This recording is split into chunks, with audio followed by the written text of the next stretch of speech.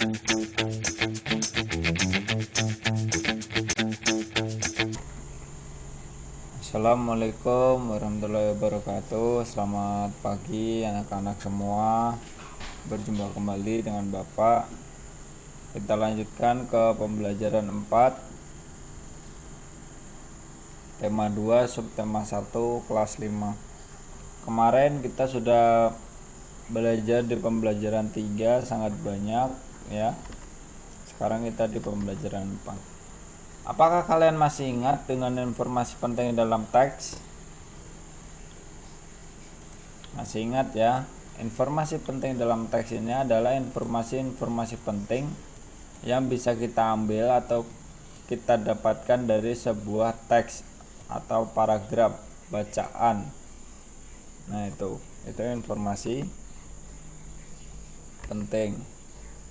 Nah, terus bagaimana cara mencari informasi penting dalam teks?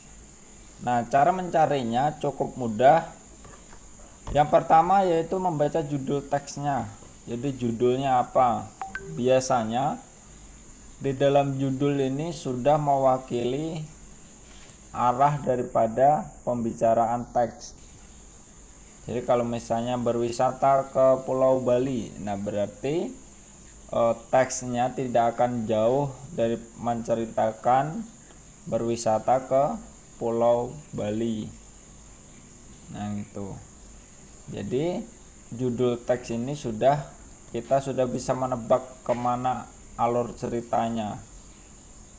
Nah, baru setelah kita sudah tahu judulnya apa, baru kita membaca isi teks dengan cermat.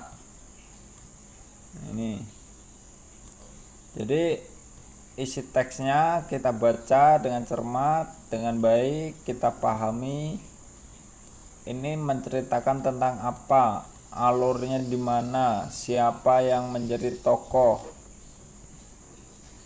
apa yang dilakukan, nah bagaimana dia melakukannya, kapan. Nah itu. Ini adalah membaca teks dengan cermat, dengan baik, disimak baik-baik, jadi dipahami apa yang dimaksud dengan teks. Nah, selanjutnya adalah mengajukan atau membuat pertanyaan yang menggali isi teks. Tentu kalian masih ingat kemarin kita belajar tentang pertanyaan-pertanyaan yang untuk menggali isi teks. Yang pertama kemarin apa? Nah, terus ada siapa, kapan, bagaimana. Nah, itu adalah beberapa pertanyaan atau tanda tanya,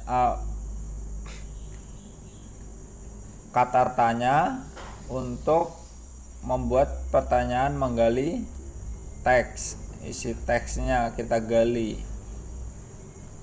Nah, apa sih yang dilakukan, kapan, siapa yang melakukan, bagaimana dia melakukan. Nah, seperti itu. Itu adalah cara mencari informasi penting dalam teks. Jadi yang pertama membaca judul teks untuk mengetahui alurnya, terus membaca isi teks dengan cermat. Nah, yang selanjutnya adalah mengajukan atau membuat pertanyaan untuk menggali isi teks. Jadi kita bisa kayak kemarin membuat mind map. Nah, seperti itu. Itu adalah cara untuk mencari informasi penting dalam teks.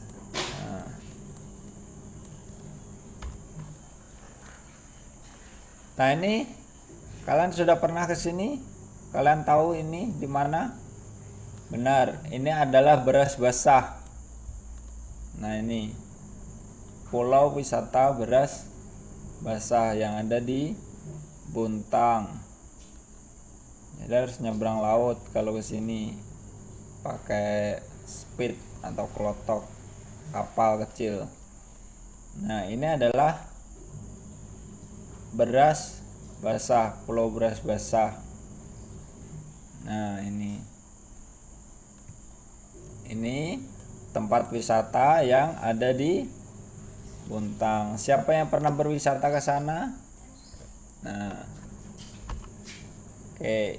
Nah, ini adalah wisata-wisata yang ada di Indonesia. Ada Candi Prambanan, ada Candi Borobudur, ini Nusa Dua di Bali, ya. Ada Gunung Bromo, nah Raja Ampat dan lain sebagainya, ya. Itu. Kita lanjutkan. Ini adalah jenis kegiatan ekonomi atau usaha di bidang pariwisata. Yang pertama misalnya penginapan. Yang kedua penjualan cenderamata, pemandu wisata, transportasi wisata, dan juga penjual makanan dan minuman. Nah, penginapan ini bisa aja hotel, motel, ya, penginapan biasa atau perkemahan, biasanya di gunung-gunung atau guest house. Nah, itu tentu banyak sekali di tempat-tempat wisata. Yang selanjutnya adalah penjualan cenderamata. Bisa aja misalnya gantungan kunci, kaos yang digambar dengan tempat wisata tersebut, pernak-pernik khas yang ada di lingkungan wisata itu. Nah, gitu. Itu sering kita jumpai. Nah, itu seperti itu. Terus pemandu wisata. Pemandu wisata adalah orang-orang yang mengantar dan menjelaskan tentang tempat wisata. Nah, itu adalah tugas pemandu wisata. Nah, di bidang transportasi misalnya ada kapal, mobil, ATV, sepeda motor, nah yang disewakan ataupun kita ikut numpang di alat transportasi tersebut. Misalnya kalau di tempat-tempat wisata kita bisa nyewa sepeda motor, ATV, atau bahkan kuda kalau misalnya kita di gunung. Nah, kalau di Gunung Bromo banyak kuda-kuda yang disewakan. Kita bisa menyewa untuk alat transportasi di tempat wisata. Terus menjual makanan dan minuman. Bisa saja yang dijual adalah makanan khas atau minuman khas setempat. Misalnya kalau di Bontang terkenal dengan gami. Nah, itu termasuk jenis kegiatan ekonomi atau usaha di bidang pariwisata. Nah, setelah ini kita bahas satu-satu seperti apa sih sebenarnya. Terus jenis kegiatan ekonomi atau usaha di bidang pariwisata. Apa aja sih jenis kegiatan ekonomi atau usaha yang bisa kita lakukan berkait dengan bidang pariwisata ini? Nah, kegiatan ekonomi bidang pariwisata termasuk kegiatan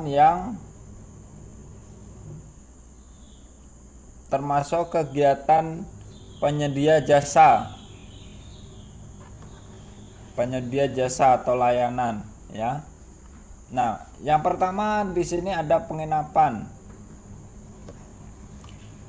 Tentu kalau orang berwisata jauh perlu penginapan. Nah, di sini bisa dijadikan kegiatan ekonomi atau peluang usaha.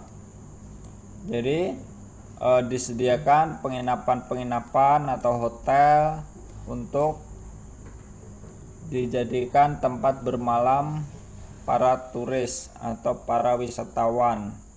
Nah, seperti itu. Itu yang pertama.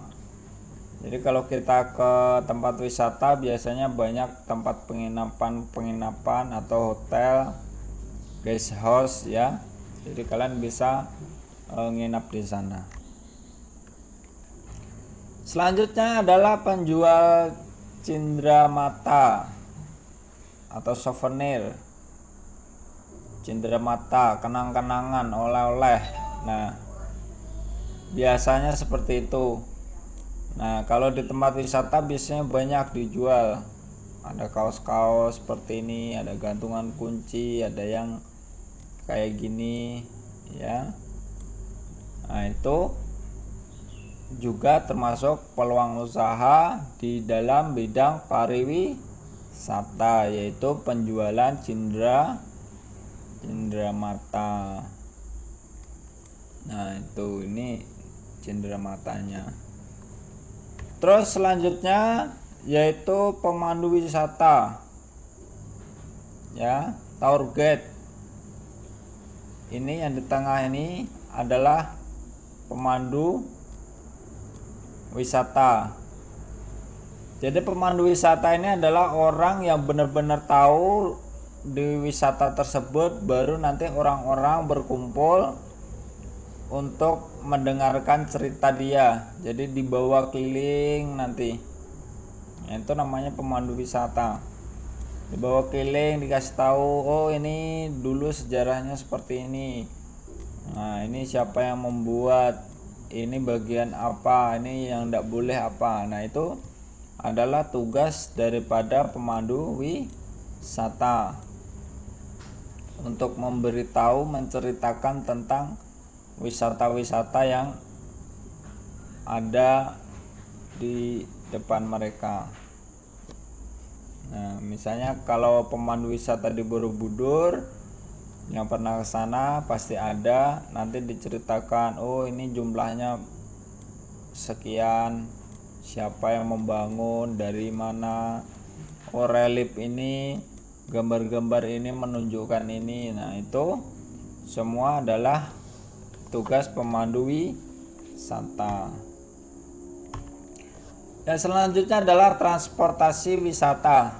Transportasi wisata tentu kita tahu kalau di tempat di tempat wisata ada transportasi yang disewakan, atau misalnya seperti ini keliling kota, transportasi wisata.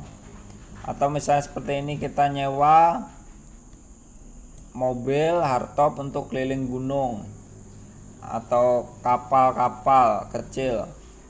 Nah, biasa kita kalau misalnya berwisata nanti ada juga ATV misalnya untuk keliling-keliling pantai. Nah, itu termasuk transportasi wisata, disewakan. Nah, ini juga jenis usaha yang ada di pariwisata yang bisa kita kembangkan. Ya, kalau misalnya mau ke Beras Basah harus nyewa kapal atau kita naik kapal kecil. Nah, itu juga termasuk transportasi di bidang wisata. Nah, seperti itu. Itu. Kita lanjutkan. Selanjutnya adalah penjual makanan dan minuman.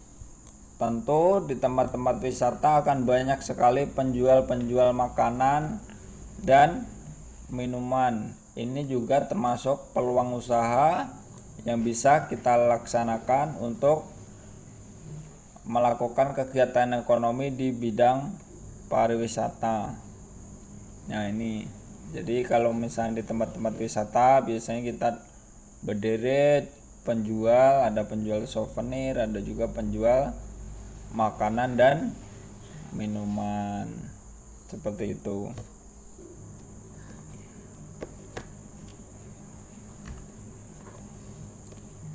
Mudah-mudahan kalian bisa memahami apa yang Bapak sampaikan. Terima kasih ya.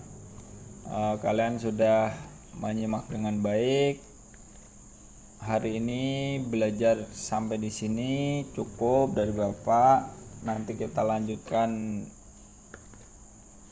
di hari berikutnya. Selamat belajar, selamat pagi, tetap jaga kesehatan, ikuti protokol kesehatan dari pemerintah. Assalamualaikum warahmatullahi wabarakatuh. wabarakatuh.